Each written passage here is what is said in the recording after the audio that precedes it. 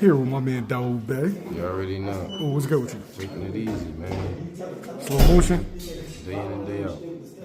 What you got coming up? Joseph Fed Ortiz fight. I think that's the 11th.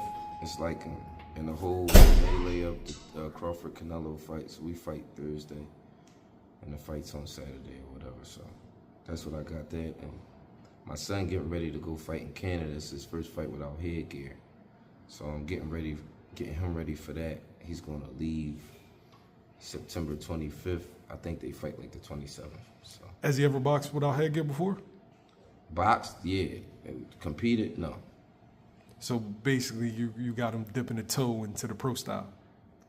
To elite amateurs, box without headgear. Okay. On the world level. So, yeah, it's just getting acclimated to that.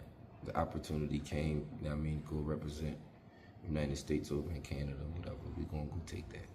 Now, Salim is fresh off of winning a gold medal in the international tournament. Yeah. I know that was one of the things that you wanted to check off. Yeah. And so, what's next on the list? In December, U.S. National, and you know, working towards the Olympics. You win the U.S. National, get on the team. You got to re-qualify because he's on the team right now, but that's the 17, 18. So you got to like redo that again when you go to elite. So that's like the next challenge. And you know, we're gonna go fight on the 27th. Hopefully we're successful there, and then we're on our way to December. Okay. Now, seems like your background is very, very similar to Boozy Ennis. You've sent your son off to spar great fighters. We're not going to name names or whatnot. Well, you know, when it's time to disclose that, you'll disclose it. Certain stuff. What do you make of Boots going off to spar Canelo ahead of Terence Crawford's bout? For me personally, all right, well, I live in Philly, right? So interacting with Mr. Boozy and them sometimes, you know little stuff. So Boots, whole family, they been had a relationship with Canelo. Like, this not new. Pooh was up there camping with him. Farrar was up there boxing him or whatever. And then Canelo, period, he boxed Philly guys. When he was about to fight Floyd, he was boxing Brother Nazim nephew and all of them. So this ain't nothing really new that Canelo doing right now or that Boots is doing right now. I think that is just being made to be a big deal because, like, on the internet, the fans, as much stuff as they like to talk about Boots sometimes, they understand from looking at his skill set and stuff like that that he would be someone who can help Canelo. Like, you know what I mean, in a situation like this. If you're the kind of person that look at sparring and consider it to be a help, which it can be, especially, you know, Boots being a switcher, being a boxer, puncher, the athleticism he has, the footwork he has. If you wanted to get ready for Terence Crawford, that would be a great guy to box with. So I think that's a good thing for Canelo. I think it's an even better thing for Boots. Well, even better thing for Canelo because he's the one that got to fight right now. What's your group? Boots got to fight October 11th. He We're does. moving up, so he's getting, so this, you know what I mean, this up the level of Boots camp and he get paid for it. I'm glad he got an opportunity like that. Get to see himself in there with a guy like that. Anyway, that can help him psychologically a lot. So now, your son, #1 amateur, he's starting to struggle to get sparring, and you know historically Boots has struggled to get sparring. Yeah. So was this a logical move? Like, look. Yeah. Oh, you gotta take. Oh, yeah. When you get up like that, look. When you get to the point where it'd be hard for you to get some work, you can't really turn down no situation like that, like to be boxing Canelo. I mean, I guess if Terence Crawford would have like paid you not to go, and he would have paid you a handsome penny or something like that. But other than that, is that something that happens? Yeah, they do that. They be having Emmanuel Stewart. He said he used to do it.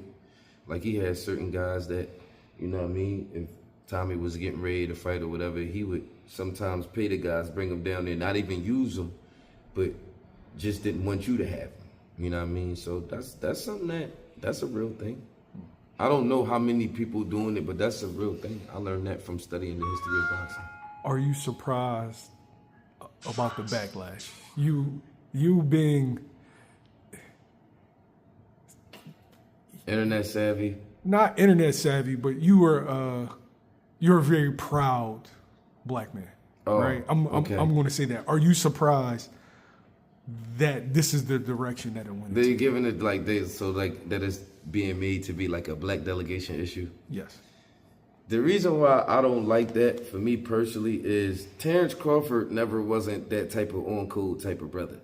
Like, I never had a thing with him, or I'm not calling him the C word or nothing like that. It's not that. But I'm saying he was, like, vocal about, like, not messing with with Al Heyman and not getting down with Floyd and all of that, sitting on the opposite side of those guys. So, I mean, he wasn't the type of person to make boxing like a black issue like that, right? And so now, how could he or his people turn it into that when, you know what I mean, y'all sat there with Bob Arum and all that time, y'all could have worked with Al Heyman. I'm saying if y'all them kind of people, you know what I'm saying? Me, I think business is business. Like I wouldn't care if it was Eddie Hearn or Bob Arum or Top Rank or the PBC and Al Heyman, whatever is best for you and your fighters and, you know what I mean, your family, whatever, your situation. But the fact that they try to turn it into that when Bud not even that type of cat, I think that's some bullshit. It's just something to say. It's some bullshit. Is this going to have any effect on the fight? I mean, Canelo got some good sparring. From what I hear, Terence Crawford got some good sparring too.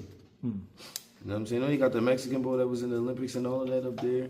Yeah, Lopez and then Lester Martinez. I think he's Argentinian. Argentinian? Yeah. No, I don't want to get the wrong Latino, but yeah, no disrespect. Yeah, that's what I'm saying, man. Look, the boxing is boxing, bro. You be in boxing, you gonna have some Mexican homies, you gonna have some white homies, you gonna have some police homies. And you might have been a dude that came from a street background, but it's a lot of cops in boxing. To be parole officers and stuff like that. And then people of all nationality, and you gonna get cool with them. You know what I'm saying? Depending on everybody not gonna be your best friend, but you gonna have some people. So for me, when I'm moving in boxing, I'm not really putting that in it. Like, you know what I'm saying? I'm not really putting that in it. Now, maybe as a fan, a lot of people, you going to naturally root for the people that look like you or that come from where you come from. That don't mean that you don't like people of other cultures or other nationalities, but you talking about just straight up rooting for a fight. Like, you know what I mean? It may start there, but after that, nah, I don't really. People that operate in boxing every day not really rolling with that kind of racism. Or even them, they're not really carrying it that way. It's the best way I could probably put that.